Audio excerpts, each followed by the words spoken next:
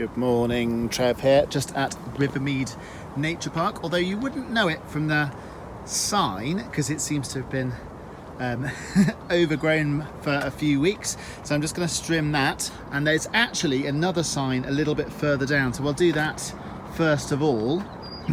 So I think the original sign is somewhere in here. Look at that. Hasn't been seen for years. Okay, so let's start with that one. Okay, well, we're getting there, but I've had a bit of a strimmer problem, so I'm just going to fix that. I'm guessing a lot of people probably have never seen that sign, but you can see it now.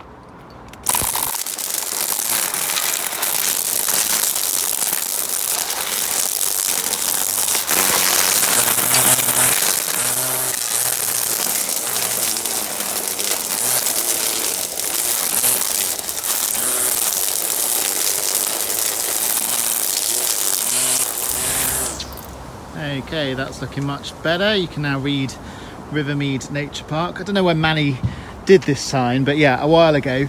I'm just going to check Court Place Gardens before I do get carried away with the nettles and things.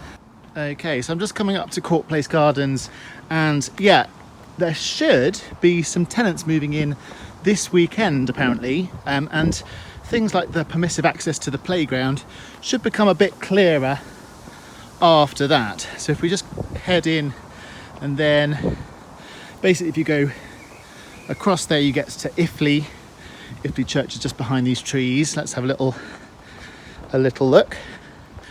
It is permissive, so there's a couple of things just to say about coming onto site. There was a request not to use bikes, so not in this bit but in the playground bit, and also until they put the signage up, obviously you're responsible, and you will be after the signs, so then they're not responsible for any injury or liability. So just be respectful. It's a bit like coming into someone's garden. Oh, I wonder if you can get through there.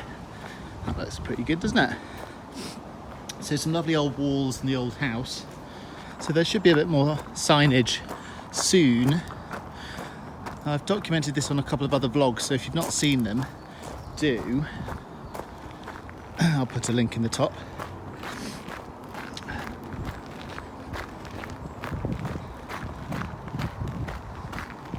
Looks like this has been freshly mown as well. Some of the like a kind of a path on the hill. That's quite cool, isn't it? Look at that. So it's a beautiful nature space. And it's got some play equipment, and it will be publicly accessible, but like I say, permissive, so do treat it with respect, because they could remove that permission if it's not. So bikes are not allowed, and you are responsible for your children, obviously. So they don't take any liability for injury, because it's categorised as a private area rather than council, for example. So if one of the swings broke, for example, they don't take liability, but it all looks very good. I'm not saying there will be any injury, just be aware of that. And let's have a little look. It looks like, there are the swings. It looks like it's open. So the lock's still there, but we can go through. Great. Okay, so this is the first time I've been through it like that. That's how it should be, dawn to dusk. And I have got a strimmer. I'll just see if this path needs topping up, so to speak.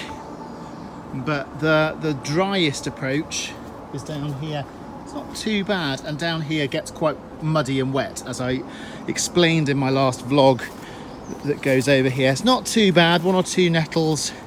There are some worse bits on the path towards Sanford. So I came with the Rosehill runners, and we ran, and there's some nettles that are a bit worse than this, so I might prioritise that. But yeah, you can see, you can walk through.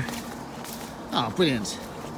So I think he's just keeping on top of it. So that was very satisfying, coming straight from Court Place Gardens on Rivermead Road through to this lovely nature space. So we're now in Rivermead, and I'll just go and get my strimmer and take you on the way to Sandford.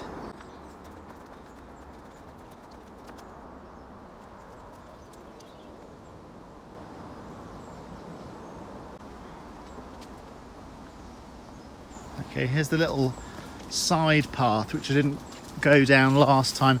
Can't remember where it goes, in fact, but I don't know if I will strim this one, because it's quite nice that it goes into a bit of wilderness. Crikey. But you know, if you wanted to explore all of this hidden, where I'm going to leave that to investigate. Okay,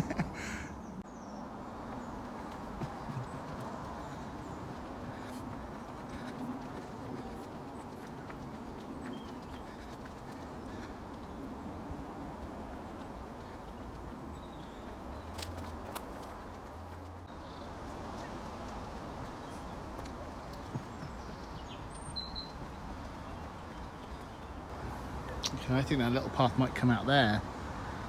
One day I'll link the two up.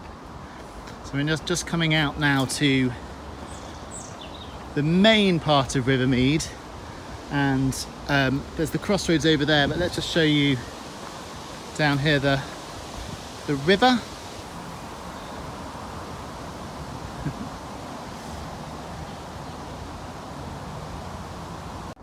Okay, so from the crossroads across this bridge is the route towards Sandford, which I've documented many times as well, and I'll put a vlog in the top right corner somewhere over there. And yeah, like I say, it's become a little bit overgrown and there's a fallen tree or two, but if you're going not too muddy considering all of the rain we've had, this is the start of it, which looks pretty maintained, pretty wide path. The little bridge that we got installed 2 years ago or so here. And I was talking to someone, and it's not for everybody, this going under the bridge. And I can appreciate, especially if you're on your own perhaps, and the female runners perhaps might not want to do that. I've not had a problem, but I am, a man, so it's obviously a different kettle of fish. But yeah, this little bit is not perhaps the most attractive. We thought about, maybe sort of putting some light or something, but this bit, yeah, it could be developed. So let me know in the comments if you can think of something that we could do with this bit to make it a little bit safer, a little bit more appealing. I wouldn't say people really hang round here, but well, they might do, but I've not seen them do that. But certainly it's only a short little section under the bridge, and then we're into paths towards Sandford, which I will try and cut some of the nettles back so we can run it again without getting stung. Here's the river. This is where there was a motorbike here, and we took it with Falcon Canoe Club, and we took the old motorbike back. Yeah, there's a vlog of that as well. I'll put the link up. But yeah, so and people maintaining that. Someone's actually done a lot of strimming here already, which wasn't me, which is great. Yes. But if we look down here, I think the nettles are just coming over a little bit too much, so I will get on that. Okay, so it's not too bad now, and I have left some things overhanging, but it's more the sort of nettles and stuff that makes it impassable, and especially if you've got kind of kids or whatever with kind of shorts or whatever, and they refuse to go on these paths if there's too many nettles. But obviously nettles are great. This isn't too bad. I might strim that a little bit. That's not too bad. And you can see going up here, I think there's a tree that might have fallen. So as you can see, there's a fallen tree on this bit. I don't know if I've got the oomph to maybe clear it completely today, but I can certainly tidy it up. But just be aware of that. You can climb over it if you're mobile, but certainly if you're less mobile, that's going to be a real challenge. So ideally I will clear that, but maybe not today, or someone else can. We might need a chainsaw. I have got a saw, and I've done stuff like that before, but it looks like that's fallen down. But there's one more bit of path that I want to tackle first, which is full of nettles. So if you come out here and make the way round the little path from where we are now onto Hayford Hill Lane, was quite overgrown, so I'll do that first, I think. So along what I call the Formula One racing track. Looks like they've redone the surface a little bit, put some more stone in it, but down here is, yeah, where it's quite nettly, and I took some runners the other day, and I'll just try and make that a little bit more pleasant. And you can see that goes down towards Hayford Hill Lane, so it's a really nice walk if you've not done it before. So from Rivermead towards Sandford Lock, and then you can go back along the towpath on the other side. To be aware, there's a little closure, there is a diversion on the other side, but it's fairly straightforward to get past. Okay, and this path is looking a lot better now. I've just trimmed one side of it, and I'll just strum a little bit more, but you can see perfectly passable now. You've got, still got some stinging nettles, but you've got a clear path and nothing overhanging for shorts. So do come down and enjoy the path. So here is the tree, and will I have the oomph to saw it? Let's see.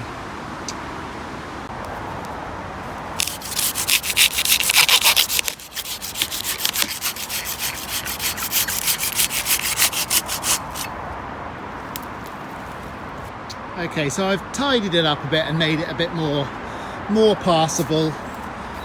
It would be probably another hour or so job to cut through that with a saw. You really need a chainsaw, so I'll leave that for now. But certainly it seems that's the only sort of obstacle on the whole route now. So yeah, do check it out, and if you are coming, then you know, do sort of stamp down any nettles. It really does help the path sort of maintain it.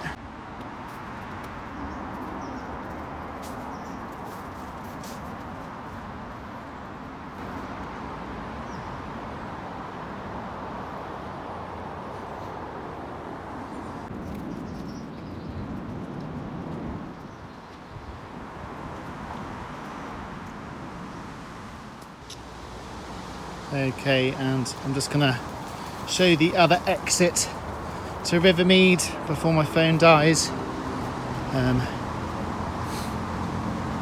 So if you carry on walking,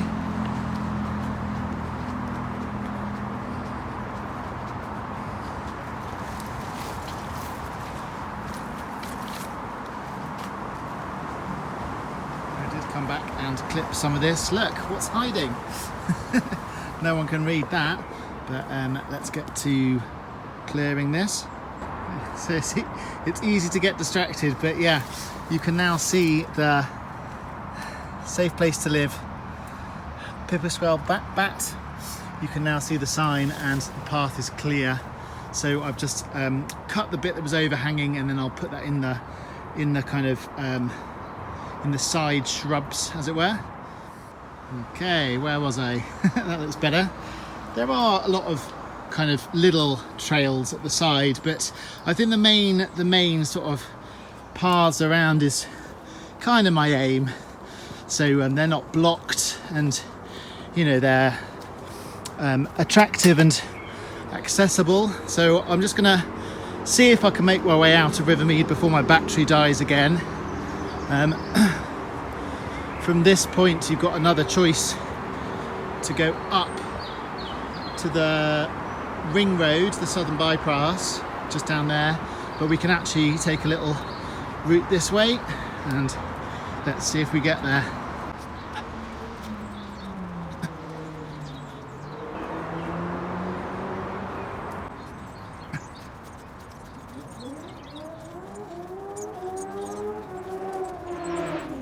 There we can see the entrance to Rivermead over there.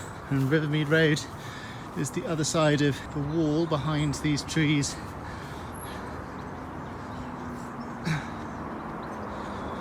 Here we are. Nature Trail is now accessible as well.